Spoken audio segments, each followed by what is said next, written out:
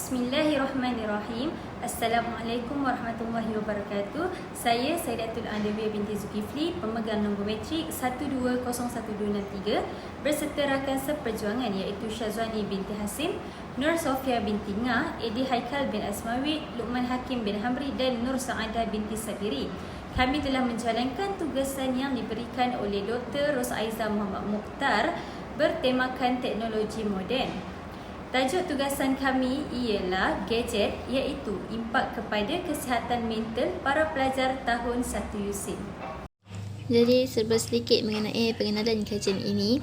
Seperti yang kita sedia maklum, perkembangan teknologi yang pesat pada hari ini amat mendatangkan manfaat kepada rakyat Malaysia.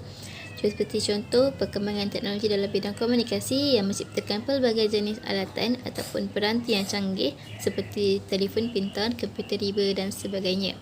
Jadi peranti-peranti inilah yang membantu pada pelajar khususnya dalam menjalani norma baharu semenjak pandemik COVID-19 yang melanda negara pada awal Mac 2020. Jadi peranti ini membantu pada pelajar dalam meneruskan lagi sesi pembelajaran secara atas talian. Jadi walau bagaimanapun, terdapat juga impak negatif yang terjadi kepada rakyat Malaysia akibat daripada penyalahgunaan kemodenan ini. Jadi kita ingin memfokuskan kepada impak yang berlaku kepada kesihatan mental pada pelajar. Jadi di bawah kajian ini, di bawah tajuk teknologi moden, gadget, impak kepada kesihatan mental pada pelajar perlu kita teliti dan kita fahami supaya kita dapat mencari jalan penyelesaian yang terbaik bagi menyelesaikan masalah yang melanda pada pelajar. Jadi di bawah permasalahan kajian terdapat 3 persoalan yang perlu diuraikan. Yang pertama, apakah yang mendorong pada pelajar dalam penggunaan gadget dalam kehidupan harian mereka? Yang kedua, apakah yang akan terjadi kepada kesihatan mental para pelajar akibat daripada penggunaan gadget ini? Dan yang ketiga, bagaimanakah para pelajar mengatasi penggunaan gadget ini? Jadi berdasarkan permasalahan kajian yang telah kita bincangkan sebentar tadi, objektif kita adalah untuk mengenal pasti faktor-faktor yang mendorong penggunaan gadget dalam kehidupan para pelajar.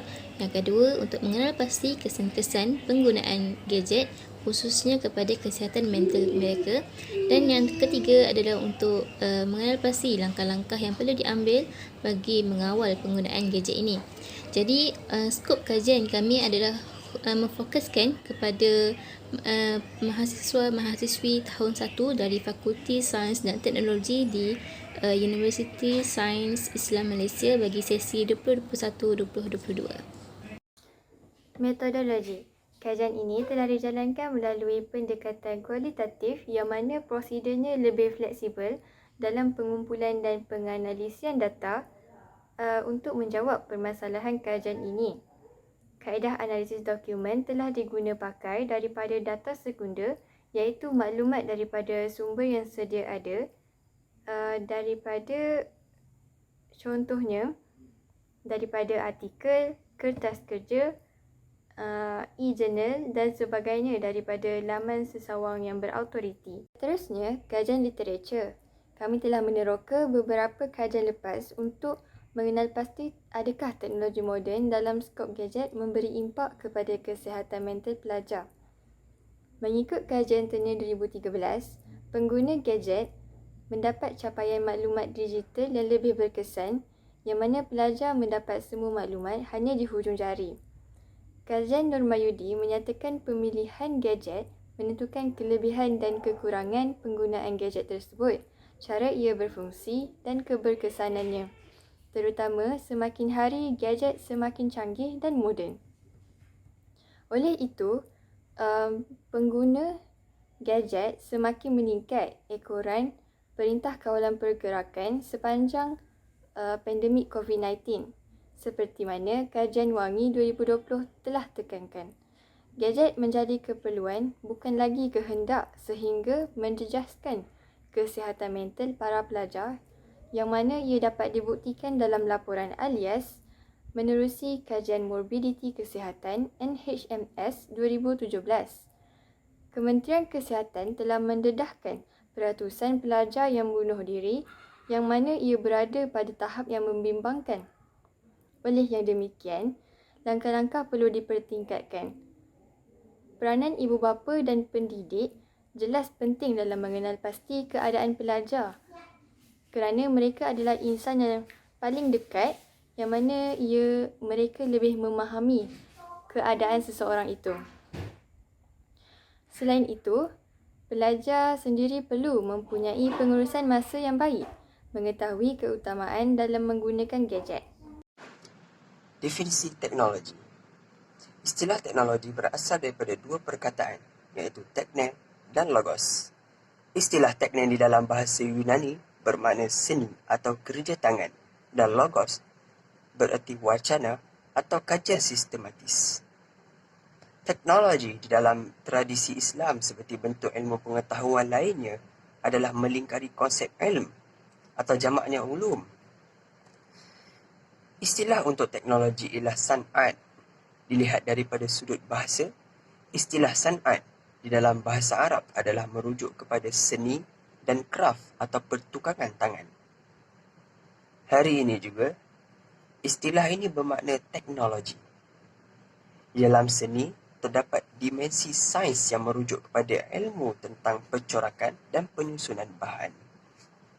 Definisi kesihatan mental.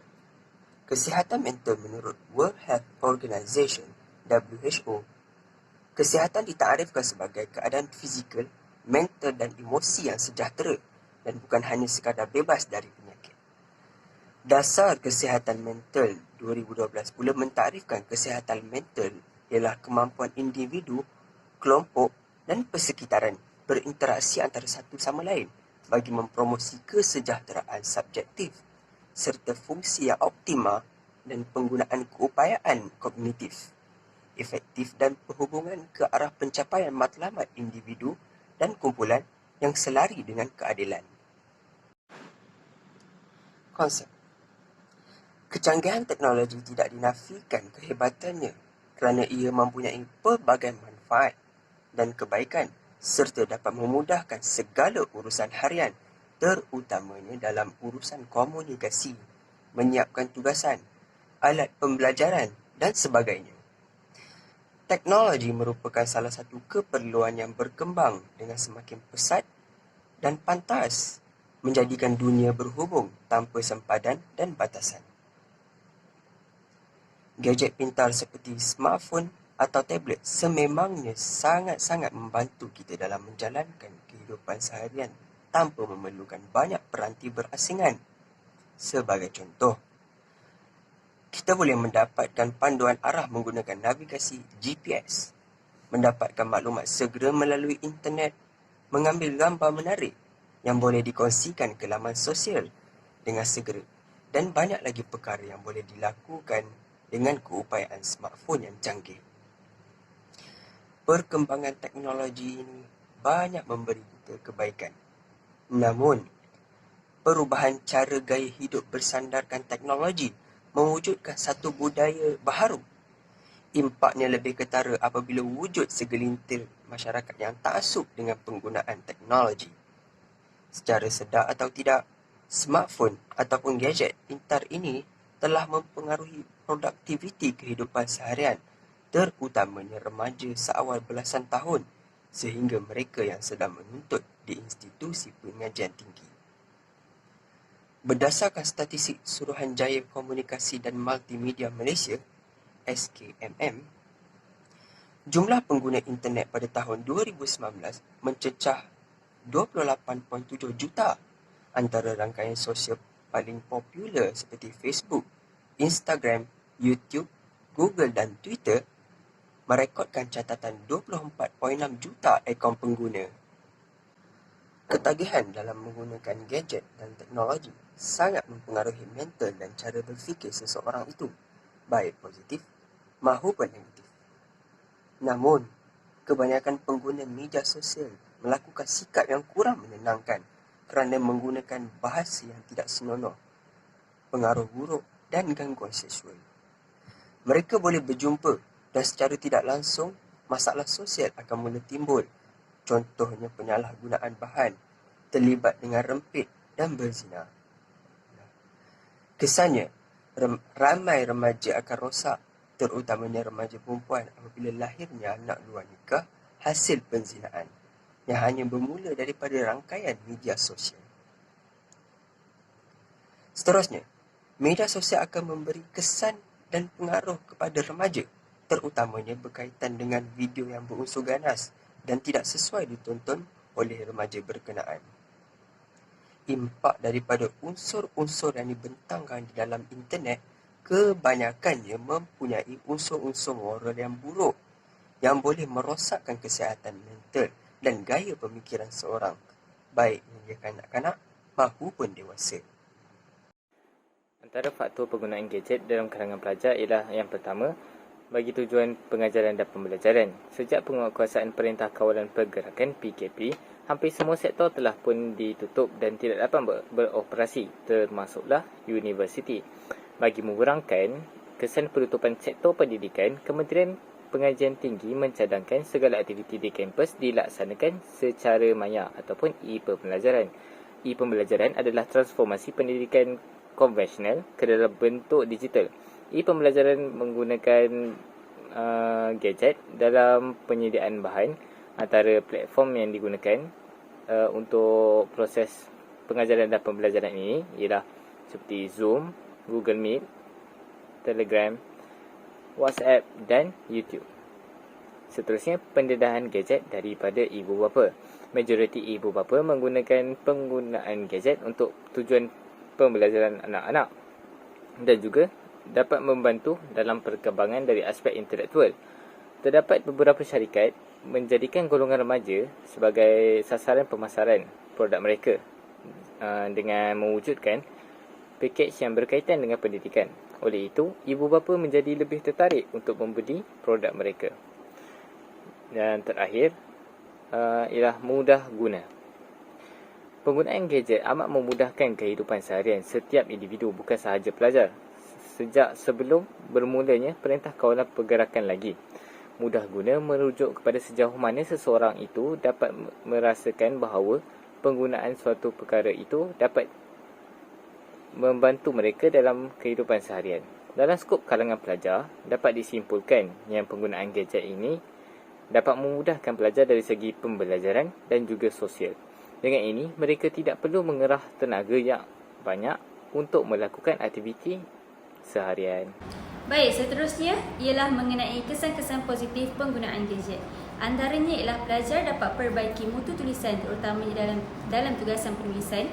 Komunikasi menerusi gadget sebenarnya dapat menambahkan keyakinan seseorang untuk menyuarakan idea-idea bernas dan juga pendapat mereka di media sosial. Seterusnya ialah pelajar dapat mencari maklumat dengan mudah.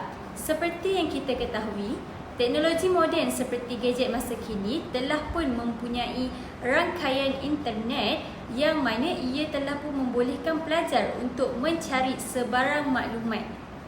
Seterusnya, kesan positif lain pula ialah memudahkan komunikasi pelajar. Oleh sebab adanya perkembangan teknologi maklumat, kini jurang hubungan antara pelajar dan juga tenaga pengajar dapat dikurangkan. Gadget seperti komputer riba, tablet dan juga telefon pintar telah memudahkan lagi pelajar untuk berkomunikasi bersama tenaga pelajar tanpa sebarang penemuan secara bersemuka. Oleh itu, secara tidak langsung ia dapat menjaga kesihatan mental seseorang pelajar.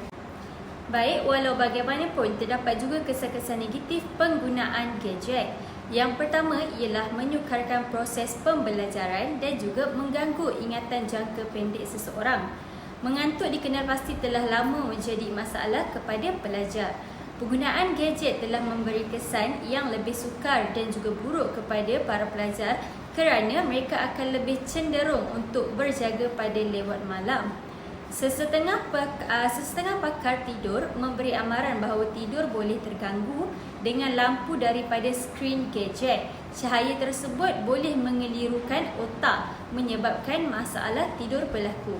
Kesan negatif yang kedua ialah pelajar akan lebih terdedah dengan masalah sosial. Penggunaan gadget yang terdapat pelbagai platform media sosial dalam kalangan para pelajar mampu mengalami kemurungan yang sangat berbahaya. Begitu juga dengan meletusnya banyak kes pembulian secara cyber yang semakin dibimbangi. Kesan negatif yang ketiga ialah tumpuan yang diberikan oleh pelajar terhadap pelajarannya boleh berkurang. Pelajar berkemungkinan melayari platform yang tidak berfaedah berbanding mencari maklumat untuk pembelajarannya. Hal ini membawa maksud pelajar menjadi leka dan membuang masa terhadap platform lain berbanding tujuan sebenar untuk mengaktifkan gadget semasa mencari maklumat. Baik, hal ini secara tidak langsung telah mengalihkan fokus pelajar terhadap pembelajarannya. Gangguan yang berlaku ini amat menjejaskan kestabilan fungsi emosi dan mental, perhubungan sosial dan pergaulan serta tanggungjawabnya terhadap pembelajaran. Baik, memandangkan terdapat beberapa kesan positif dan negatif yang telah kita olah mengenai penggunaan gadget, kita juga mestilah mengambil beberapa langkah untuk mengawal penggunaan gadget agar ia tidak disalahgunakan. Baik, langkah pertama yang boleh diambil oleh pelajar ialah pelajar harus bijak membahagikan masa ketika menggunakan gadget agar mereka boleh melakukan aktiviti sihat yang lain juga. Hal ini kerana bagi individu yang masih dalam proses perkembangan neuron, dikuatiri penggunaan gadget yang lama boleh mengganggu perkembangan seimbang yang membabitkan fizikal, emosi, mental dan sosial. Oleh itu, pelajar mestilah membuat aktiviti sihat yang lain seperti bersenam. Aktiviti ini turut membantu meningkatkan kesihatan fizikal dan mental pelajar. Langkah yang seterusnya ialah pelajar harus membuat perancangan jadual belajar. Pelajar boleh membuat jadual berdasarkan subjek yang ada perlu untuk menggunakan kemudahan gadget atau tidak ketika mengulangi subjek tersebut. Hal ini kerana terdapat subjek yang sukar untuk difahami yang menjadi sebab untuk pelajar mencari maklumat di dalam internet. Terdapat juga yang subjek yang mudah difahami yang mana ianya hanya perlu merujuk kepada buku teks sahaja. Oleh itu, secara tidak langsung pelajar dapat mengawal had penggunaan gadget semasa mengulang kaji pelajaran. Langkah yang terakhir yang dapat dikongsi ialah pelajar haruslah mengenal pasti kesan positif dan kesan negatif penggunaan gadget. Mungkin juga tenaga pengajar juga boleh mendedahkan serba sedikit maklumat mengenai kesan-kesan penggunaan gadget terhadap pelajar agar mereka menjadi lebih tahu dan juga bijak dalam menggunakan gadget. Antara rumusan ringkas daripada kajian kami ialah gadget ni merupakan salah satu alat teknologi yang paling penting dalam harian kita. Antara contoh gadget yang sering digunakan ialah telefon bimbit, laptop dan tablet. Tak dapat disangka lagi bahawa gadget ni membawa kesan positif dalam kehidupan kita seperti komunikasi dan beli belah secara talian. Namun terdapat juga kesan negatif impak daripada penggunaan gadget. Antaranya ialah tahap kesihatan mental yang merisaukan ramai pihak. Oleh sebab itu, banyak langkah yang diambil oleh ramai pihak untuk mencegah impak negatif tersebut. Disebabkan tahap kesihatan mental yang merisaukan ramai pihak, banyak langkah-langkah yang telah diambil oleh kerajaan, institusi ibu bapa untuk mengawal ataupun mengatasi masalah tersebut. Yang pertama ialah pihak kerajaan. Pihak kerajaan boleh memberitahu tentang kesan negatif impak penggunaan gadget yang tidak terkawal melalui media massa secara iklan. Yang kedua, pihak institusi. Para kaunselor di sekolah boleh menguji tahap kesihatan mental para pelajar impak daripada penggunaan gadget yang tidak terkawal. Yang ketiga, pihak ibu bapa. Pihak ibu bapa boleh memberikan pendidikan awal seperti pengawalan masa tentang penggunaan gadget. Jadi, setakat itu saja. Terima kasih.